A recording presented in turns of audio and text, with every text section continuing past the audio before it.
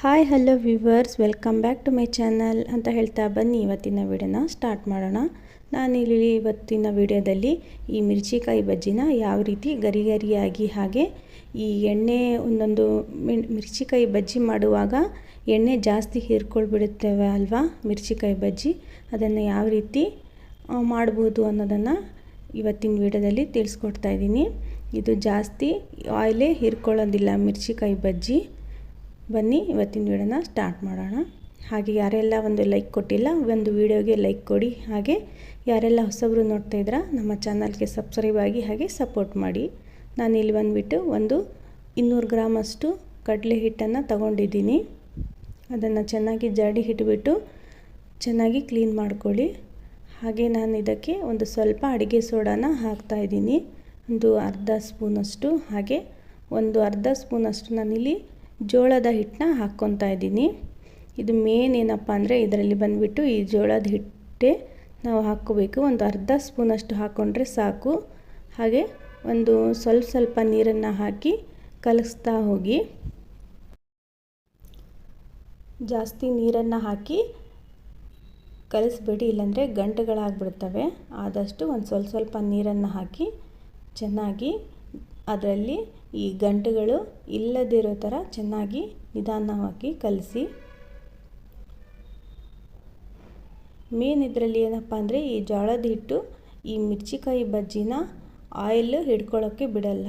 ಹಾಗೆ ಇದನ್ನು ಯಾವ ರೀತಿ ಎಣ್ಣೆಯಲ್ಲಿ ಫ್ರೈ ಮಾಡಬೇಕು ಅನ್ನೋದನ್ನು ಹೇಳ್ಕೊಡ್ತೀನಿ. ಸ್ವಲ್ಪ ನೀರನ್ನು ಹಾಕಿ ಕಲಿಸ್ಕೊಳ್ಳಿ. ಹಾಗೆ ಈ ಮಿರ್ಚಿಕಾಯಿ ಬಜ್ಜಿ ಮಾಡುವಾಗ ಅದರ ಹಿಟ್ಟಿನ ಹದ ಚೆನ್ನಾಗಿರಬೇಕು. ಜಾಸ್ತಿ ನೀರಾದರೂ ಚೆನ್ನಾಗಿ ಬರೋದಲ್ಲ, ಹಾಗೆ ಗಟ್ಟಿಯಾದರೂ ಕೂಡ ಚೆನ್ನಾಗಿ ಬರೋದಿಲ್ಲ. ಮೀಡಿಯಮ್ ಆಗಿ ಕಲಿಸ್ಕೋಬೇಕು ಅದನ್ನು. ನೋಡಿ, ಇವಾಗ ನಾನು ರುಚಿಗೆ ತಕ್ಕಷ್ಟು ಉಪ್ಪನ್ನು ಹಾಕ್ಕೊತಾ ಇದ್ದೀನಿ. ಇದನ್ನು ಚೆನ್ನಾಗಿ ಈ ರೀತಿ ಕಲಿಸ್ಕೊಂಡ್ಬಿಡಿ. ನಾನಿಲ್ಲಿ ಬಂದುಬಿಟ್ಟು ಇನ್ನೂ ಒಂದು ಸ್ವಲ್ಪ ನೀರನ್ನು ಹಾಕಿ ಕಲಿಸ್ಕೊತೀನಿ. ಜಾಸ್ತಿ ಗಟ್ಟಿಯಾಗಿದೆ, ಇಷ್ಟು ಸಾಕು.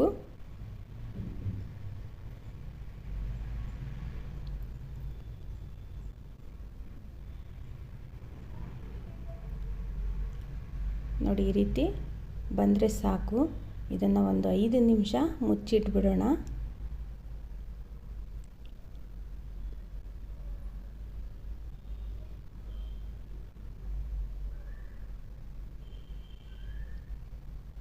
ನೋಡಿ, ಈ ರೀತಿ ಆಗಿದೆ. ಒಂದು 5 ನಿಮಿಷ ಆದಮೇಲೆ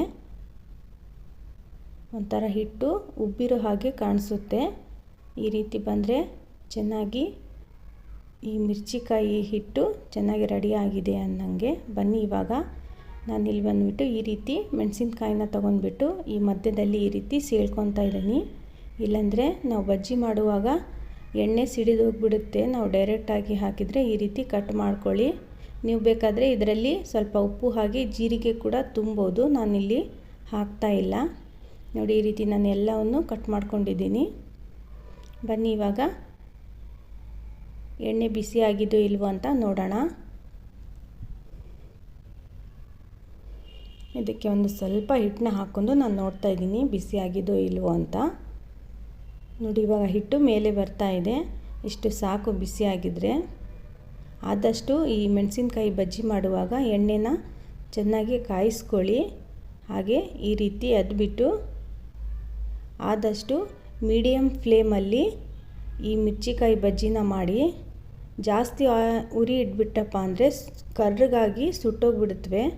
ಹಾಗೆ ಕಮ್ಮಿ ಇಟ್ಟರೆ ಉರಿ ಈ ಮೆಣಸಿನ್ಕಾಯಿ ಬಜ್ಜಿ ಆಯಿಲ್ ಪೂರ್ತಿ ಹೀರ್ಕೊಂಡ್ಬಿಡುತ್ತೆ. ಆದಷ್ಟು ಮೀಡಿಯಮ್ ಫ್ಲೇಮಲ್ಲಿ ಈ ಎಣ್ಣೆಯಲ್ಲಿ ಕರೀರಿ.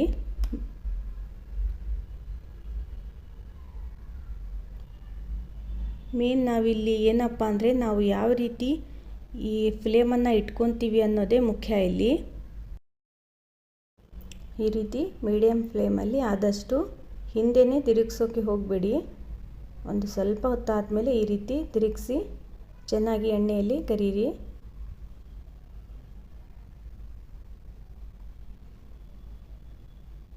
ಹಾಗೆ ಹೊಸಬ್ರು ಯಾರೆಲ್ಲ ನಮ್ಮ ವಿಡಿಯೋನ ನೋಡ್ತಾ ಇದ್ದೀರಾ ನಮ್ಮ ಚಾನಲ್ಗೆ ಸಬ್ಸ್ಕ್ರೈಬ್ ಆಗಿ ಹಾಗೆ ಬೆಲ್ ಐಕಾನ್ನ ಆನ್ ಮಾಡ್ಕೊಳ್ಳಿ. ನಾವು ಹಾಕೋ ಪ್ರತಿಯೊಂದು ವಿಡಿಯೋ ಕೂಡ ನಿಮಗೆ ನೋಟಿಫಿಕೇಷನ್ ಬರುತ್ತೆ.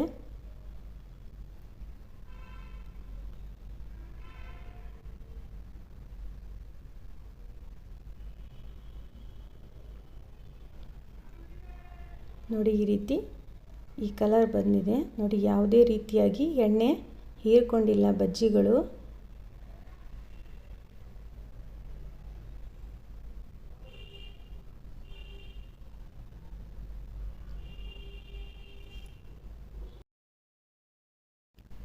ನೋಡಿ ಹಾಗೆ ನಾನು ಇದೇ ರೀತಿ ಈ ಉಳಿದಿರುವ ಮಿರ್ಚಿಕಾಯಿ ಕೂಡ ಈ ರೀತಿ ಮಾಡ್ತಾಯಿದ್ದೀನಿ. ಹಾಗೆ ನಮ್ಮ ವಿಡಿಯೋ ನಿಮಗೆ ಹೇಗೆ ಅನ್ನಿಸ್ತು ಅನ್ನೋದನ್ನು ಕಾಮೆಂಟ್ ಹಾಕೋದನ್ನು ಮರಿಬೇಡಿ. ತುಂಬಾ ಈ ಮಂಡಕ್ಕಿಗೆ ಹಾಗೆ ಜಾಸ್ತಿ ಇದನ್ನು ಮಿರ್ಚಿ ಮಂಡಕ್ಕಿಯಲ್ಲಿ ತುಂಬಾ ಚೆನ್ನಾಗಿ ಕಾಣಿಸುತ್ತೆ. ಒಮ್ಮೆ ಟ್ರೈ ಮಾಡಿ ನೋಡಿ. ಹಾಗೆ ವಿಡಿಯೋ ನಿಮ್ಗೆ ಹೇಗೆ ಅನ್ನಿಸ್ತು ಅನ್ನೋದನ್ನು ಕಾಮೆಂಟ್ನಲ್ಲಿ ಬರೆಯೋದನ್ನು ಮರಿಬೇಡಿ. ನಾವು ಮತ್ತೆ ಮುಂದಿನ ವಿಡಿಯೋದಲ್ಲಿ ಸಿಗೋಣ. ವಿಡಿಯೋ ನೋಡಿದ್ದಕ್ಕಾಗಿ ಧನ್ಯವಾದಗಳು.